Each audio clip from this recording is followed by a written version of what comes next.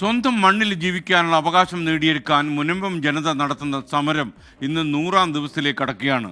സർക്കാർ നിയോഗിച്ച judicial commission തങ്ങൾക്ക് അനുകൂല റിപ്പോർട്ട് സമർപ്പിക്കുമെന്ന പ്രതീക്ഷയാണ് ഇപ്പോൾ അവിടുത്തെ ജനങ്ങൾക്കുള്ളത്.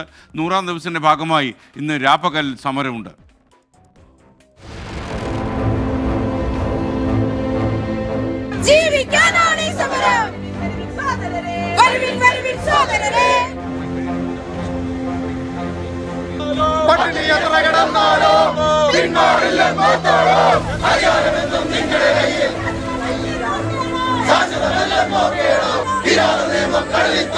ഞങ്ങൾ ഒരിക്കലും ഈ ഭൂമി ഞങ്ങൾ വിട്ടുകൊടുക്കില്ല. ഇതിനു വേണ്ടി ഏതറ്റം വരെയും ഞങ്ങൾ പോരാടും. ഞങ്ങൾ ഈ പോരാട്ടം തളർന്നിട്ടില്ല.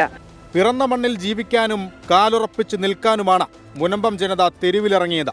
മുൻഗാമികൾ അന്തിവിശ്രമം കൊള്ളുന്ന മണ്ണ് ജീവനേക്കാൾ വിലയുള്ളതാണെന്ന് ആവർത്തിച്ചു തീരദേശമാകെ. സമരത്തിന്റെ ചൂടും ചൂരും ഭരണകൂടത്തെ വരെ പൊള്ളിച്ചു.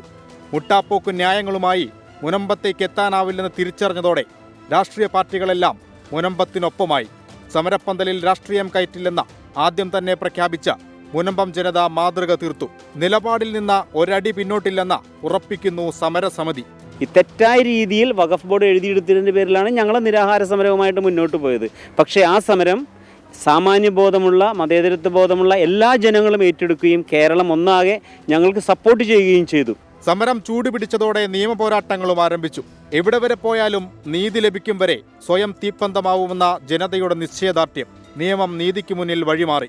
100 ദിവസത്തിന്റെ പോരാട്ട പുലരിയിലേക്ക് സൂര്യവെളിച്ചം വീഴുമ്പോൾ സമരവിജയത്തിന്റെ അടുത്തെത്തിയെന്ന ബോധ്യമാണ് എങ്ങും നിറയുന്നത്. 100 സമരദിനങ്ങൾക്കിടെ മുനമ്പത്തുയർന്നതാണ് ഈ ബാനറുകൾ. മുനമ്പത്തിന്റെ സമര മനസ്സിന് കേരളം നൽകിയ ഐക്യദാർഢ്യത്തിന്റെ അടയാളപ്പെടുത്തലുകൾ. മുനമ്പത്ത് നിന്ന് VS രാഹുലിനൊപ്പം അശ്വിൻ പാലാഴി, 24.